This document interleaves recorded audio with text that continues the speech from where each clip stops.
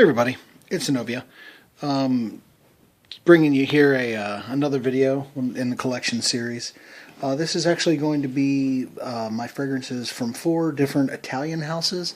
2 of the houses I only have 1 fragrance in, and the other 2 I have 3 and one I have 4. So we're going to start with the 2 singles first. The first one is going to be from the house of Bois 1920. And that's going to be Sushi Imperial. I don't know if it even says it on the bottom. Sushi Imperial. Sushi Imperial is a beautiful fragrance, gourmand as gourmand can get. Think apple pie without really the apple. You have more of a citrus, like maybe an orange, but then you have your classic apple pie spices. You have cinnamon. You're looking at like nutmeg, star anise, these kind of fragrances. And it's a beautiful fragrance, very American Bulldog, very crowd pleasing. You will get compliments when you wear this bad boy. It doesn't have an extreme amount of longevity or anything. Nice wooden cap, by the way. But it's a really good fragrance from Bois 1920 Sushi Imperial. Does not smell like fish. I don't know why the hell they call it that, but whatever. So that's number 1. Also, as you can tell, Halloween is this Saturday, so everything is very Halloween. This will probably be the last time you see this tablecloth. It's about 2 o'clock, so sorry, a little lost words from time to time. All right, second fragrance, or second house, is going to be the house of Costume National, and this is going to be Homme. This fragrance, if you've never put your nose on it, is beautiful. If you like, and I'm not going to say that they smell alike, but they have a very similar vibe. If you like Jubilation 25, get your nose on this. It has a very similar feeling to it, but think of Jubilation 25 minus the fruits, that you get that dried fruit and that oud accord, but with this you get a lot of spices, but a lot of clove. If you don't like clove, you probably want to stay away from this. I hate this cap. It's the cheapest little plastic cap. But this fragrance here, Costume National Homme, it is a beauty. It is a really it's a really good fragrance, especially for this time of year, fall and into the winter. Again, Costume National Homme. All right. Now we're going to do the house where I have 3 of them, and that's going to be the niche house Xerjoff. We're going to go through the 3 fragrances I have. First, and by far not least, is going to be from the XJ series, and that is Richwood. Richwood, if you don't know this fragrance and you like sandalwood, you need to smell this. This is by far, I mean, it's extremely expensive, but by far the best sandalwood I've ever smelled in my life. It's supposed to have, and I believe it, My Source sandalwood in it, and it is just a stunning fragrance. You get lots of sandalwood, a little bit of rose, some patchouli. It smells very expensive, which makes sense, because it is. Again, that's Richwood from the house of Xerjoff. The next one I'm going to show you is from the Shooting Stars line. And it is, Kobe. Kobe is a great fragrance. Otherwise, again, I wouldn't own it. It is a lot of petitgrain. In addition to some, a lot of petitgrain, in addition to like neroli. In addition, you get a little bit of oud and some other woodsy notes that kind of dirty it up a little bit. This is a fragrance that can be worn, in my opinion, spring through fall. If you're wearing this on not a real cold fall day, but maybe just like early fall, slightly warmer, this stuff here is magical. And again, that is Kobe from Xerjoff. The last one that I have from Xerjoff is from the 1861 line. It's the original when there used to just be 1861. That is 1861 Renaissance. Renaissance is an incredible citrus, mint, very mojito-like, but it's very, very, very natural smelling. It is just beautiful, like a lemon lime kind of smell, with that mint, beautiful stuff, and you get a really nice woodsy base to it. And I mean, it's just really good stuff from the house of Xerjoff, and that again is 1861 Renaissance. All right, next.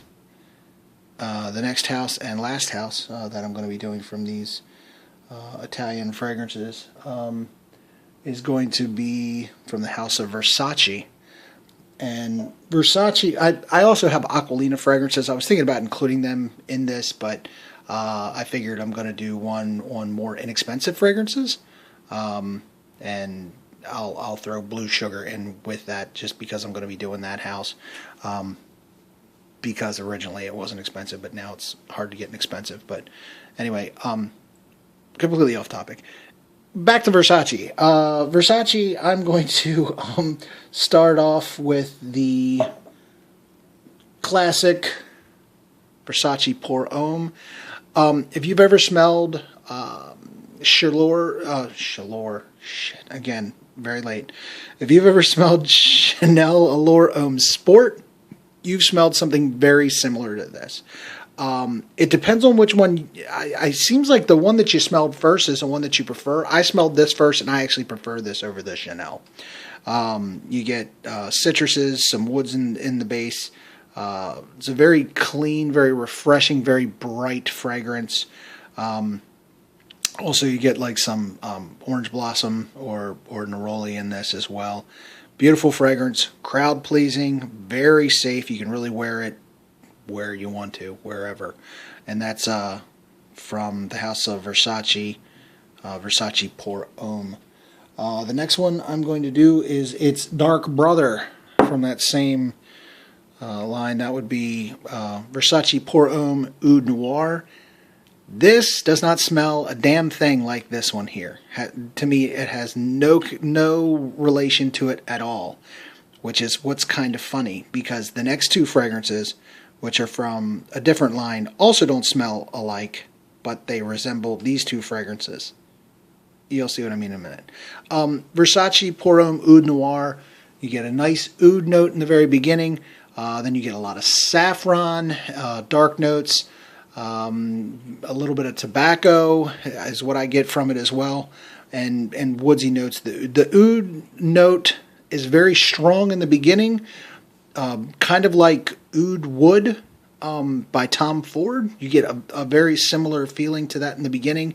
Then that fades, and Oud Wood continues on. The wood stays a lot longer than it does in this one. This one again goes more spicy citrus. Spicy saffron, and like, just like maybe a little bit of cinnamon. You get those kind of notes in this fragrance, whereas you don't get those really in the other one. It's more woodsy. This you get the woods, and you get those other spices, like again a lot of saffron in this one here, and that's Versace's Oud Noir. Excuse me, Versace Pour Homme Oud Noir. The only similarity between these two, in my opinion, the bottles. Anyway, the last two that I'm going to have are a fragrance that has been discontinued, and it's Flanker. And the first one, which is the original, is Versace Man. This fragrance is discontinued, but very easily obtainable at this time. Guys, if you've never smelled this and you can find it cheap, blind buy this. This is a really awesome fragrance. You get tobacco, you get saffron, you get a lot of this fragrance in this fragrance. Again, these two don't really, they're different, but you get that big burst of oud, and as it begins to dry down, it starts to smell a lot similar to the original Versace Man, with all that saffron. and the dark woodsy and tobacco-y type notes in this one here from that one. But again, if you can get this for like $30-some, guys, do yourself a favor, get it now. In a couple of years, you know the way that these kind of markets work. In a couple of years, it'll probably be hard to obtain, and then people will be charging an arm and a leg for it. Right now, I know you can still get it on the cheap. It's readily available. Pick this up, Versace Man. All right, again, these two smell similar. Now we're going to get to this one's little brother. Versace is not usually little, but you know, I only have a 50 ml. Versace Man Eau Fraiche. This one has more in common with this fragrance than it does this one. So these two have more in common, and these two have more in common. Whether that was on purpose or whether they were smoking stuff at Versace, I don't know. But Versace Man Eau Fraiche, very nice bergamot note. Neroli. It's kind of like a poor man's Bergamot 22. If you've ever smelled that, I think they're very similar in that vein. But Versace Man Eau Fraiche, very, very safe, very very popular. The ladies really like it as well. But this is Versace's Man Eau Fraiche, and that's the last one that I have from these Italian fragrances here, from these Italian fragrance house conglomeration. So again, we got the 3 Xerjoffs, the 4 Versaces, the 1 Bois 1920, and the Costume National Homme. So everybody, thank you very much for watching. Have a happy Halloween. This will be the last video that I put out, I'm sure, before Halloween. So have a happy Halloween on Saturday, and thanks a lot for watching. Please rate, please comment, please subscribe. If there's a house that you're specifically looking forward to, I know a lot of people have contacted me and said to do Dior next, but Dior's going to be, a longer one because I have a lot of fragrances from that house. But it will be one that I'll be tackling soon because I'll have some more time. So, Versace Man Eau Fraiche, beautiful fragrance. Pick it up. Thank you, everybody. Take care. Bye-bye.